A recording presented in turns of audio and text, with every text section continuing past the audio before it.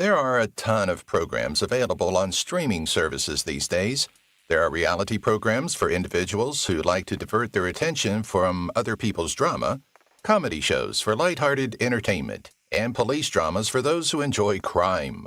However, The Adventures of Ozzie and Harriet was a well-liked favorite for everyone seeking entertainment in the 1950s and 1960s. The real-life Nelson family was featured in the comedy, which portrayed them as the quintessential American family. However, their lifestyles were far from ideal and were sometimes characterized as quite scandalous, as you will soon see. When law school fails, start a dance band. The program aired on ABC from 1952 until 1966 and followed the lives of Ozzie Nelson, his wife Harriet, and their two boys, Ricky and David. Ozzie, real name Oswald George Nelson, was raised in New Jersey and went to Rutgers School of Law in Newark. He taught football and played the saxophone in a band to supplement his income since he was short on funds. He was repeatedly turned down when he tried to be a singer with the Rutgers Jazz Bandits. Instead of letting that depress him, Ozzie put together a dance band, and even he was shocked by how successful they were. He finally dropped out of school to pursue his goal of a full-time music career since the dancing band was so successful. He and his band played in hotels and ballrooms all along the East Coast during the Depression. A shared love for music brought them together. Ozzie meets and falls in love with a showgirl during this period of musical glory. They recorded various songs, including Victor, Bluebird, Vocal Lion, and Brunswick. Their song, Over Somebody Else's Shoulder, continued to build their fame like a rolling stone that doesn't collect moss. The band met fascinating people, such as Peggy Lou Snyder, a vaudeville actress in New York City. Ozzie was drawn to Peggy and requested her to join their band. Before renaming herself Harriet Hilliard, she consented. Her lovely voice contributed to the band's success, and the combination was a triumph. In 1935, their song And Then Some topped the U.S. pop singles chart for a week. Harriet's teenage years were wild and rebellious. Harriet satisfies every need for a kind, upbeat lady on television, making her the ideal housewife. Her past, however, was less than spotless. Harriet, whose real name was Peggy Lou Snyder, was born into a theatrical family and was first exposed to the vaudeville stage at 3. By the time she was a teenager, she had seen Broadway and could socialize with a far older audience. At only 13 years old, she would smoke the occasional cigarette at the infamous Cotton Club in New York, one of her favorite hangouts. Peggy never finished high school, since she left to dance with the Harry Carroll Revue and joined the Corps du Ballet at the Capitol Theater. Ozzie met and fell in love with this fierce dancer. Peggy Lou Snyder attracted the wrong crowd. When she met Ozzie and changed her name, Peggy was previously married to someone else. She was married to the hilarious Roy Sedley while she was a dancer and frequenter of the Cotton Club. When Peggy was only 21, the marriage was consummated in 1930. The marriage exposed her to a horrible crowd instead of elevating her to the finest version of herself. She split from Roy after a year of suffering violence at the hands of her husband, and the marriage was ultimately dissolved in 1933. Her life took a turn for the better shortly after she met Ozzie. Sparks began to fly with Ozzie and Harriet. Do you think that love can be found at first sight? You probably think the notion is impractical and full of false optimism, unless you're one of the fortunate few who have experienced it. However, people who knew Harriet and Ozzie were sure that they were a marriage made in heaven. Harriet's vibrant personality wonderfully counterbalanced Ozzie's laid-back manner. When the two were performing, their connection was heightened, and their exchanges between songs offered a great deal of comic relief. By 1935, the two were officially a couple, and their relationship was as genuine offstage as it was on. By the 1950s, they were seen as the perfect American pair and were married 3 years after Harriet joined the band. However, were they? The pair were icons on the big screen. Soon after, their popularity on stage sparked interest in the movie industry, and the two started making appearances in many musicals. They starred in films including Take It Big, Honeymoon Lodge, Strictly in the Groove, and Sweetheart of the Campus. They appeared together in the majority of the concerts, but sometimes they looked to be apart, establishing their unique identities. Ozzie and Harriet started to appear in an increasing number of radio and television programs when Hollywood got a taste of them. They regularly appeared on comedian Richard Bernard Red Skelton's variety program, The Red Skelton Program. Tracy Nelson, the creator and producer of The Adventures of Ozzie and Harriet, drew inspiration from this program. However, before their concert became a hit, the pair had to overcome a few obstacles. Regular appearances on The Red Skelton Show. We must acknowledge the part that The Red Skelton Show played in the historic success of The Adventures of Ozzie and Harriet. The program, performed by Red Skelton, was a well-liked variety show broadcast on television and radio in American homes.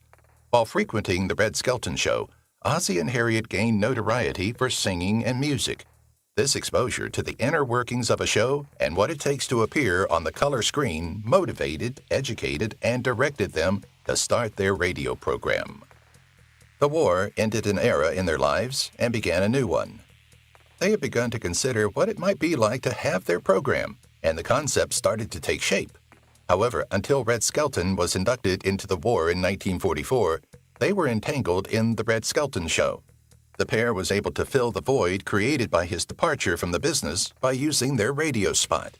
Thanks to their expertise in providing the show's musical element, they have one foot in the door. Network executives at CBS listened with interest when Ozzie suggested a program. The network fell for his suggestion of a radio show that focused on the family's actual life. Ozzie co-wrote and directed the comedic scripts that replaced popular music in the early radio episodes of The Adventures of Ozzie and Harriet. Having children escalated their fame. Most individuals must carefully consider the impact of having children on their work. However, having kids would make Ozzie and Harriet very famous. The couple's first child, a boy called David, was born within a year of their marriage. The pair combined their jobs because Ozzie was keen to have a strong family foundation despite the challenges of early parenting. With the birth of their second son, Ricky, in 1940, the couple was formally recognized as America's favorite young couple. Having worked in the film industry, the couple chose to expose their kids to the program when ready. However, the reality differed significantly from what would transpire on television. Their kids weren't always meant to be on television. Without David and Ricky, it's challenging to envision The Adventures of Ozzie and Harriet ever happening. However, this does not exclude including two sons in the show to represent the ideal American family. Ozzie chose two different lads to portray their roles before their sons became a famous addition. The program gained popularity on the radio for 5 years before being shown on television. The voices of two young actors from outside the family could be heard on the radio. Ozzie was molding his two youngsters in preparation for the TV screen at this period. David and Ricky were eventually ready to join their parents. The phrase, putting a face to a name, has a lot of weight. Even though other actors were chosen to play the lads on the radio, the effect was never fully realized since there was no sight to go along with the sound.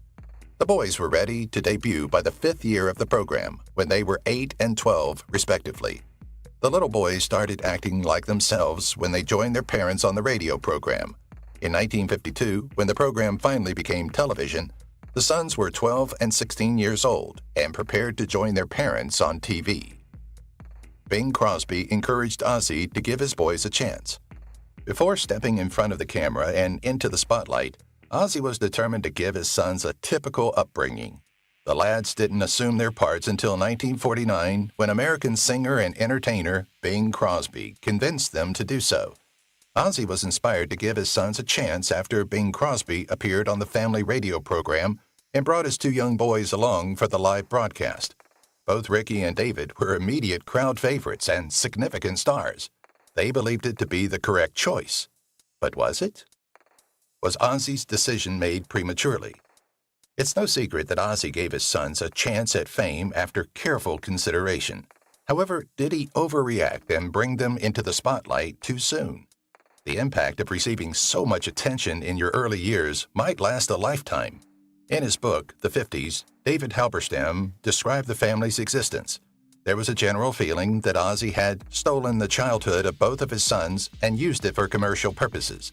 There were even complaints that Ozzie had made his family's most private moments public and made those problems public. Despite all their professional success, they lived with immense pressure and unreconciled issues, according to the show. The film, Here Come the Nelsons, preempted the TV show. The move to television was motivated by the radio show's popularity. But between these turning points, Ozzie and his brother Don wrote a film titled Here Come the Nelsons. Before their television series captivated American viewers, the movie was the ideal visual introduction to the Nelson family. The movie was The Adventures of Ozzie and Harriet's pilot episode. Before bank robbers abducted Ricky, the tale revolved around a miscommunication between the pair. Ozzie had positioned himself as an advertising executive in a film rather than a band leader, even if they performed themselves, which is how American audiences had come to know him. It was a remarkable cast. They had other well-known figures from the era, like Jim Backus, Barbara Lawrence, and Rock Hudson, and the Nelson family members who began as themselves. The scandalous situation of the couple's bed. The definition of risque has evolved significantly in recent years. A married couple in their double bed was a sight in the 1950s. It doesn't matter whether they had curlers in their hair and were dressed entirely. In Ozzie and Harriet's era, every couple's bedroom included twin beds divided by a nightstand. The Nelsons were among the first to display their double bed on television. Where did these rigid guidelines for intimacy originate? The Hays Code was a set of strict censorship rules that regulated Hollywood activity. Among these regulations was prohibiting a man and woman from sharing a bed, unless one had a stable limb on the ground. The house in the show was not a set. Every scene in well-known comedies from the last 10 years, such as Friends, Modern Family, and The Big Bang Theory, can be identified as a room on a set. The Adventures of Ozzie and Harriet's outside views and the opening title sequences are videos of their actual house, even if the inside scenes are also taken on a Hollywood set. It would be a shame not to include the couple's gorgeous home above Hollywood Boulevard in the presentation. The inside of the house on set was designed to be an exact copy of their own, furthering the show's realism. This was done to seem genuine and establish a connection with the American audience. You may drive by 1822 Camino Palmero Street in Los Angeles, California, to see the famous home today. The family home doesn't look the same today. You may feel a little let down if you drive by the Nelson family's former home, particularly if you were hoping for the same framed windows and green roof as in the movie. Before being refurbished and relisted at a higher price of $5 million, the home was sold for an astounding $3 million in 2013. The home was first constructed in 1916 and was given a much-needed renovation. A contemporary finish was the only external improvement made to the house. The property in a desirable real estate area is in high demand and will probably alter further over time. Not all is as it seemed on screen. Are the Kardashians so dramatic in real life? Do you ever wonder? Or if they stage specific responses to make their reality program more appealing? In The Adventures of Ozzie and Harriet, Ozzie plays a charming father figure. Ozzie is portrayed as clumsy and hesitant, whereas his wife is endearing and vibrant. However, this was not the case at all. Off-screen, Ozzie was a well-known figure and a workaholic. He made many demands for power as the show's writer, producer, director, and editor. He thwarted his sons, preventing them from attending college and reminding them that they were obligated to work on television, according to the New York Times, which paints a far different picture of him than what is seen in the episode. The show never made the top 20 in Nielsen ratings. For more than 10 years, The Adventures of Ozzie and Harriet was a popular book in the home. Unbeknownst to many, however, Ozzie persuaded ABC executives to sign a 10-year deal that compensated the Nelson family regardless of cancellation, which is why the program lasted so long. Since its October 1952 premiere on ABC, the third-place network, the program has had difficulty breaking into the top 20 television Nielsen ratings. The producers changed the show's time slots many times to make it a legitimate hit, but to no avail. The family's stardom outshined the show. People were surprised to learn that Ozzie Nelson had negotiated a 10-year deal with ABC. Ozzie and Harriet had a strong leg up since they were well-known singers and radio sensations by the time of the proposal. However, it isn't the most advantageous aspect of the agreement. A provision in the deal stated that the Nelson family would get compensated for 10 complete seasons regardless of whether the show's 10-year run on television was completed. Would the Nelson family's television program be worth the enormous risk that ABC's television network took? 17-year-old Ricky added singing to his repertoire. When Ricky Nelson reached 17, he began to come into his own and felt at ease in front of the camera. The fact that he was a gifted singer was soon revealed. In the 1957 Ricky the Drummer episode, he debuted his melodious voice by performing his rendition of Fats Domino's I'm Walking. However, how did the audience receive this newly discovered talent? Compared to the more risque Elvis Presley, whose hips had their own life, Ricky was the ideal innocent singing star many parents wanted for their kids. Ricky earned a deal with Imperial Records after various recording artists were drawn to his singing ability. There was just one question: how would his dedication to singing affect the performance? Ozzie took off the dad hat and put on the business hat. Ricky's singing enhanced the performance in ways even the blind could appreciate. Families were now seeing an aspirational singer and America's ideal family. Ozzie assumed complete control of Ricky's singing career after seeing his son's popularity and wanting to exert control over the circumstances. Ozzie was pleased with Ricky's singing career, notably when it improved the family's reputation.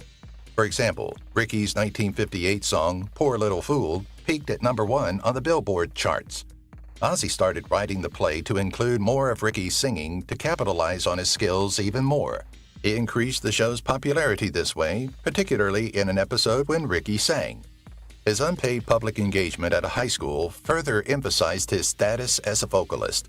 A crazed crowd of yelling fans greeted Ricky as he sang Blue Moon of Kentucky. Ozzie was supposedly the original digital nomad. The movie that preceded the TV series premiere was Here Come the Nelsons. This was the first time fans would see the family in action, even though they had heard about them on the radio. Ozzie is portrayed in the movie as an advertising executive who promotes women's underwear to help put food on the table. However, his effort was not mentioned in the TV episode. He seldom leaves the home unless he's out for a routine ice cream run. To dispel the myth that her grandpa was a freeloader, Tracy Nelson, Ricky Nelson's daughter, claims that Ozzie's character was a lawyer who attended Rutgers. Work-from-home attorneys seem to have existed long before COVID-19 imposed limitations. In a contradictory twist, Ozzie Nelson was voted a top TV dad. Ozzie Nelson was a bit of a ditzy, fumbling figure, as you may already know if you haven't seen any episodes of The Adventures of Ozzie and Harriet. However, the fans adored him, and in their June 2004 issue, TV Guide named him number 21 on their list of the 50 greatest TV dads of all time. In hindsight, Ozzie falls short of becoming a notable role model. He was little acknowledged for his work. He had complete authority over his children, and his marriage to his wife was dubious. We're happy things have changed, even if he could have embodied the ideal parent in the 1950s. Ricky Nelson became a singing movie star sensation. As a performer, Ricky's fame skyrocketed once he sang The Adventures of Ozzie and Harriet. He transitioned from small to large screen, co-starring in the iconic Western Rio Bravo with John Wayne and Dean Martin. Ricky even edited the trailer for the movie, where he speaks to the camera while strumming a guitar. As Ricky's popularity grew, he was asked to appear in more significant films like Love and Kisses and Wackiest Ship in the Army. He had previously only acted with his family. However, he soon worked with people like Jack Lemmon and Jack Kelly. He also appeared as a guest star on an episode of the beloved children's show, The Hardy Boys' Nancy Drew Mysteries, which was the icing on the cake. David Nelson's family grew, and so did the show's cast. When David, the eldest Nelson boy, married actress June Blair in 1961, the family show was still in operation. The 25-year-old married the lovely woman in the Church of the Hills at Forest Lawn Cemetery, with his brother serving as best man. Fortunately, to be an actor, June joined the program as a regular cast member now that the family's life had progressed. However, David's family kept expanding. He also became a parent to a boy called Daniel Blair Nelson when he was in law school and living with his wife. His second son, Jamie Eric Nelson, was born in 1966, bringing his family to 4 members. Ricky rushed to catch up to his older brother. Over the years, Ricky Nelson dated several women, none of whom his mother approved. However, the family was thrilled when he began dating Kristin Harmon, a family acquaintance, the same year his brother married. Kristin was the daughter of actress Elise Knox and American football player actor Tom Harmon. After only 2 years of dating, Ozzie Nelson put up the heat, and the pair felt pressured to tie the knot. In April 1963, they finally exchanged vows, but not at Ozzie's request. The wedding was shotgun, and Kristin was pregnant. The baby was a secret guest at the wedding. Ozzie kept the bride's pregnancy a secret during the wedding because Ricky and Kristin's unwed pregnancy went against the ideal of a perfect family. However, when Kristin gave birth to a baby girl, Tracy Kristin Nelson, 6 months after the wedding, everyone knew the truth, even if they had deceived them that day. Ozzie said nothing was planned for the wedding day and that the kid was delivered too soon. In an attempt to maintain the family's reputation, he even persuaded the hospital to place the healthy infant in an incubator for photos and falsified the baby's weight on the birth certificate. The Nelsons soon became old news. For many of the 1950s, the Nelsons were considered the perfect family. However, things had begun to shift by the 1960s, and the television program was lagging. Ozzie tried his hardest to keep the writing up to date and include Ricky singing for an audience, but his attempts started to fail. By 1965, even as a performer, Ricky Nelson saw declining record sales. As the nation underwent substantial change, Ricky Nelson and the Adventures of Ozzie and Harriet ceased to be contemporary entertainment and instead became a nostalgic illusion. All good things come to an end. The Adventures of Ozzie and Harriet had a successful run. The Nelson family expanded its reputation for 22 years of prosperous broadcasting and solidified its notoriety. Very few Americans had not heard of the Nelson family by the time the program concluded in April 1966, after 8 years on radio and 14 years on television. The program established some quite remarkable records throughout the years. Before It's Always Sunny in Philadelphia broke the record in 2016, the program was the longest-running live-action comedy on American television. Their remarkable 435 episodes set a second record, making them the longest-running comedy in television history. Before The Simpsons broke their record in 2003, they were the reigning champions. A special guest appearance was made by Mary Tyler Moore. It is common for sitcoms to use guest stars in their shows often. This is done to appease advertisers and viewers alike. As a result of Hot Point's significant sponsorship of the Adventures of Ozzie and Harriet, well-known actress Mary Tyler Moore was featured as a happy Hot Point dancing pixie. In retrospect, this was a significant occasion for the celebrated actress and the Nelsons. The Mary Tyler Moore Show, which is said to reverberate more loudly on American television than Nelson's, helped Mary Tyler Moore establish a successful career a few years after she appeared on the program. Sponsors largely dictated the show's scenes. Creating a comedy involves drawing the audience in and making them laugh, weep, or ah at the appropriate points without them realizing it. However, if you closely examine different episodes of The Adventures of Ozzie and Harriet, you'll see that much of the filming occurs in the family's kitchen. This is because Hot Point was the primary sponsor of the program. Hot Point positioned its different goods in the audience's view by shooting most of the sequences in the kitchen, allowing for overt and covert messaging. Additional outside sequences and the clever prop of Kodak cameras hanging around the actors' necks are used later in the series. Modern product placement began when the sponsors' wishes were capitulated. A married couple reappeared with different names. Several guest actors have appeared on the show's screen, including Mary Jane Croft and Lyle Talbot. Because they were so popular, they again played two married couples on the program. In one of the early episodes, the two portrayed Harvey and Marion Burnett, a married couple.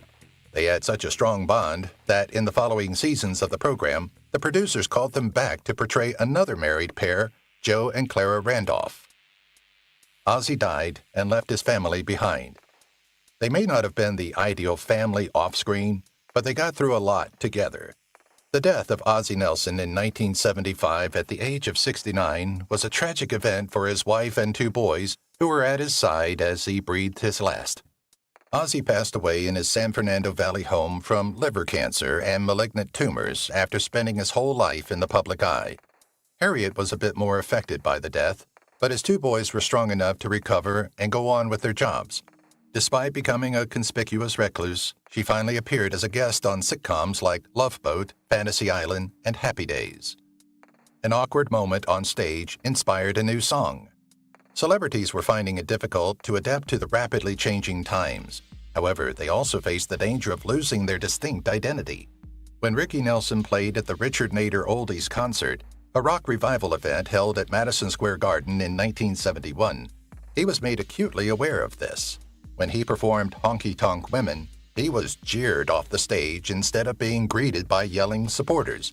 That he didn't dress as he did at his peak upset the fans. Fortunately, Richard Nader noticed this error while closely monitoring the TV display. He persuaded the celebrity to return to the stage dressed as he was supposed to. Although the audience reacted better, the incident impacted Ricky's career, inspiring the 1972 hit song Garden Party. Ricky Nelson and Kristin Harmon had a rocky relationship. While no marriage is flawless, a partnership becomes more complicated when the couple is a celebrity. Ricky and Kristin were prepared to end their turbulent 14-year marriage after having 4 children. Several problems caused their divorce. However, there are a few noteworthy instances. According to reports, Kristin left the family home without notifying Ricky, so her choice was an unpleasant surprise when he returned from his trip. She interrupted Ricky shortly after he was seen with 2 Los Angeles Rams cheerleaders, the scenario he claimed was a setup. The family wanted to live a wealthy lifestyle, but could not give up Ricky's many tours, which provided the funds for this goal. Thus, there was always friction. In 1982, the divorce was formalized as there was no longer any chance of reconciliation. In the process, Ricky lost a partner and a lover, but he also lost more than $1 million in legal and accounting fees. Drugs played a role in the failed marriage. Most people's lives significantly alter when they become parents. Better conduct, more responsibility, and a priority change are all present. However, accusations of drug and alcohol abuse plagued Ricky and Kristin's tumultuous marriage. At first, we were in it together to fix the marriage by going on the road and being involved in road stuff that is not good for anyone, Kristin says in a 1987 interview with People magazine about her attempts to resolve her husband's drug problems. We were both screwed up after a time. He and I both entered treatment, but after a time, he stopped attending. I attempted to explain to my family that there was a drug issue and that everyone needed assistance. However, they denied that anything was amiss. Ricky's life ended tragically. All of us will eventually die, and it is hoped that we will do so quietly while sleeping or engaged in our favorite activity. However, Ricky Nelson was doing something he detested when he tragically passed away. The celebrity often took the bus since he was afraid of flying. He eventually bought a private jet, but because of the aircraft's history of technical problems, his investment was oversold. The plane failed and crashed in some trees northeast of Dallas in December 1985, just as Ricky and his band started their 3-stop tour of the southern United States. Ricky was one of 7 persons who perished instantaneously in the tragic disaster. Rumors that the accident was caused by drug usage were spread, which only made matters worse. The official report claimed that the accident was caused by a fire that started when an onboard heater shorted out and was validated by the Civil Aeronautics Board. Harriet died of heart failure, from smoking or heartache. A mother should never experience the anguish that follows the death of a child. In addition to her husband's death, Harriet Nelson also had to deal with the loss of her son, Ricky. David claims, "She hasn't been in good spirits since Dad died." Harriet's death came in October 1994, according to the Baltimore Sun. She began smoking when she was only 13 years old, had her share of hardships, developed emphysema, and passed away quietly in her sleep from congestive heart failure. Fortunately, she wasn't alone herself. She shared the family beach house in Laguna Beach, California, with her surviving son, David. David had his chance at success. Ricky had his budding singing career, and the show's title used the names of Ozzie and Harriet Nelson. However, what about David, the second son? Perhaps David's life was the most normal for the family. At the University of Southern California, he even joined a fraternity as a college student after completing high school. As for the Hollywood scene, David tried his hand at directing a few of Ozzie and Harriet's episodes. After the family show ended, he kept up his show business career. when he transitioned from portraying an average American youngster to a severely disturbed murderer called Tommy Gordon in the 1959 thriller The Big Circus, his acting skills were put to the test. His name may also be seen in Crybaby and Up in Smoke. David desperately tried to keep the momentum going. David could not let go of his glory days during the adventures of Ozzie and Harriet, much like a high school football player. The spin-off series, Ozzie's Girls, was his first foray into popularity. Following the parents' couple's lives after the sons moved out, it debuted in 1971. The plot centers on two college ladies renting the two spare rooms in the home. The storyline centers on the drama of the girls rather than the Nelsons. Unfortunately, the program only lasted one season, with 24 one-hour episodes, and fell short of the original's standards. Ozzie moved from in front of the camera to behind. Ozzie Nelson featured with his short-lived spin-off Ozzie's Girls and gave his son the benefit of the doubt. However, when that didn't work, he became a producer and director. Here, Ozzie Nelson discovered his calling, and his commanding demeanor produced a few hit programs, many of which you may still know today. These programs include Bridge Loves Bernie, The DA, and Adam 12. Sadly, his poor health caught up with him, and he would never be able to realize his full ability behind the camera. Unfortunately, Ozzie's battle with illness wasn't the Nelsons' only family hardship. David was the final Nelson to die. Before gradually becoming extinct one by one, the Nelsons were a close-knit family that lived and worked together, sharing their lives with the world. At the age of 74, David Nelson, the last surviving member of the family, passed away from colon cancer while still living in his Century City home. Following the divorce of June Blair in 1975, he married his second wife, whom he left behind after his death. He had 7 grandkids and 5 children, including 2 boys from his previous marriage. His remains were interred in the outdoor Garden of Tranquility Columbarium at Westwood Memorial Park. This was different from the rest of his family's ultimate resting place, the family grave in the Hollywood Hills Forest Lawn Memorial Park. The drama continued in the younger generations. The nuclear family that appeared in The Adventures of Ozzie and Harriet may have been the beginning of the drama, but it didn't end there. The characters' lives continued even after the program became a sentimental hobby. Kristin, the mother of Ricky's children, was devastated by his untimely death. The children were left on their own as Kristin battled drug usage, which was especially difficult for Sam, the youngest boy, who was just a teenager. The little boy sought assistance from his uncle as he struggled to cope with his mother's volatile moods. He had no idea reaching out to his uncle, actor Mark Harmon, would bring more turmoil into his life. An exchange of custody and introduction into rehab. Mark was surprised by Sam's phone call, even though he knew his sister liked to experiment with strange behaviors. His worry climaxed when he answered the phone, concluding that his sister was emotionally gone and needed to come in for a rest. His sister did not contest this gesture, pleading with Mark and his wife to care for Sam while she regained her composure. Kristin said, "I trusted my brother, so he was the only one who could have persuaded me to do this. For once in your life, let somebody help you," I whispered. Kristin checked herself into a treatment program called New Beginnings. Though the rest of the family disagreed, Kristin ultimately felt the program was beneficial. A misguided understanding of support. On the surface, Kristin's family was supportive of her attempts to overcome the grip that drug misuse and alcohol had on her. Theoretically, however, they found it very difficult to cope with her persistent denial since they knew she had little control over her consumption. Kristin said that when a therapist requested Mark to embrace his sister, he jumped up irritably and bolted from the premises, according to People magazine. At rehab, Kristin acknowledges that only Harriet Nelson trusted and believed in her, demonstrating this with flowers and a letter that said, "I love you." She also reveals that she only felt fully supported by the Nelsons, who were the only ones who would listen to her like a bona fide human being. A dramatic custody battle followed after. The absence of support from her family broke Kristin's heart. The last straw was Sam's custody dispute with her brother, Mark. Kristin disagreed with Mark's belief that his sister could not raise her kid. The media took notice of the trial and decided to portray Kristin as a well-groomed mother who was dressed neatly and wore a calm, pleasant expression throughout the proceedings. Conversely, people portrayed Mark as someone who scowled most of the time and icily ignored all reporters. The media only took one day to publish a story that favored Kristin, revealing all the skeletons in the closet. A celebrity's public persona is crucial. Just one lousy smudge on your name might severely impact your career. Many individuals were involved in the custody dispute, which had high stakes. This list of individuals included Mark Harmon's wife, actress Pam Dawber, who was also charged with drug addiction. After realizing how harmful it was to all parties, they agreed to end the trial on the third day. Mark told the opposing lawyer, "We don't want to pursue this further."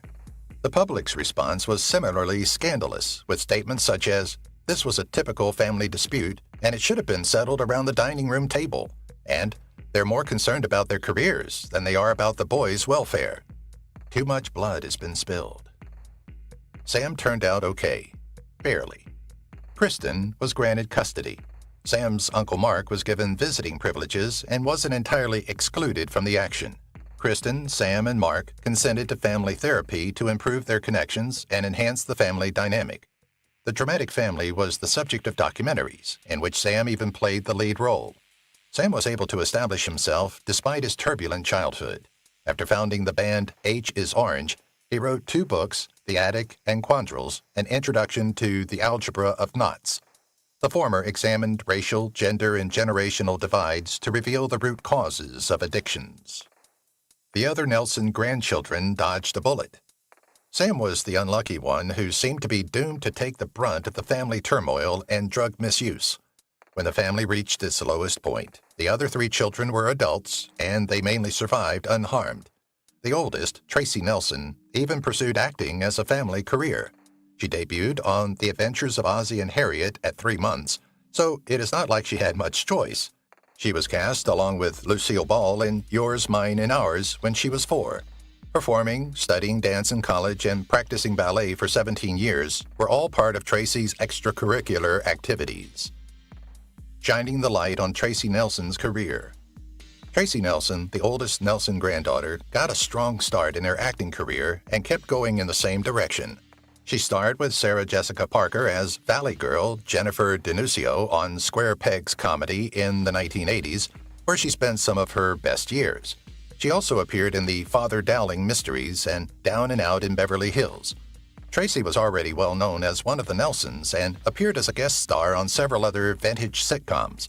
Family Ties, The Nanny, Seventh Heaven, Melrose Place, Seinfeld, and St. Elsewhere are some of the ones you may recall.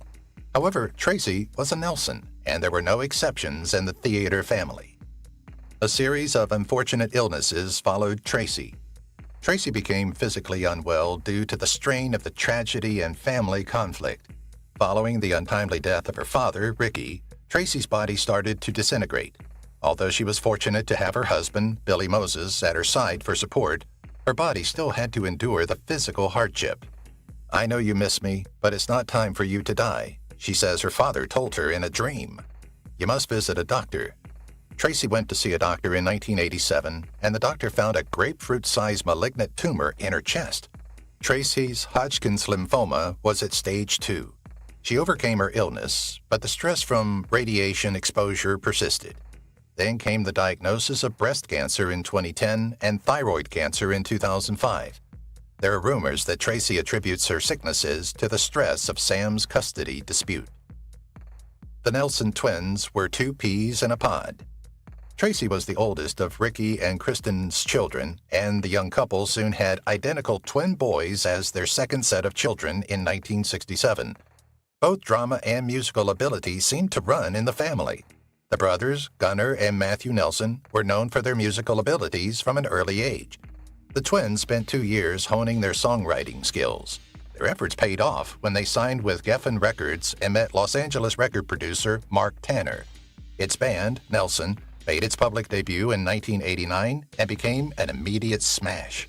With their most well-known single, Can't Live Without Your Love and Affection, their album, After the Rain, achieved triple platinum status, a unique musical genre unlike any other.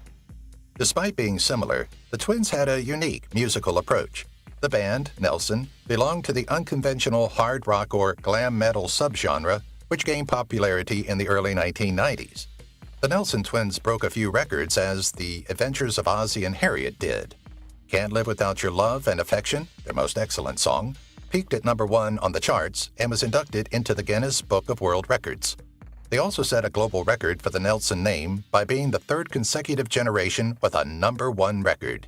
Their father achieved number 1 with Poor Little Fool and Travelin' Man, while Ozzie Nelson had already achieved number 1 with And Then Some in 1934. Fans kept on coming back for more. The Adventures of Ozzie and Harriet ended in an odd turn of circumstances because it was deemed outdated and unreflective. It was shown on other networks to satisfy fans when it was no longer screened. For instance, after remastering the 35mm film, the program was shown on the Disney Channel from 1985 until 1994. That's not all, however. In addition, the venerable program aired on the Retro Television Network and the Nostalgia TV Network. It was shown on the PBS member station in San Bernardino, California in May 2010 as part of the Remember Television series. We really can't seem to get rid of the Nelsons. ABC was an ill-equipped second-rate network. Why did ABC cease airing the program if it was so popular? Many blame the network corporation for The Adventures of Ozzie and Harriet's disappointing conclusion. Knowing that he had the advantage over the third-ranked network, which found it difficult to compete with NBC and CBS, Ozzie Nelson knew exactly what he was doing when he contacted ABC. The program established an unmatched reputation and was the best ABC TV series despite never reaching the top 20 Nielsen ratings.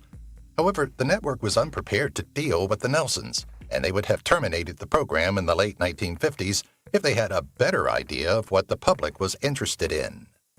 The focus was on building a family franchise and not on money.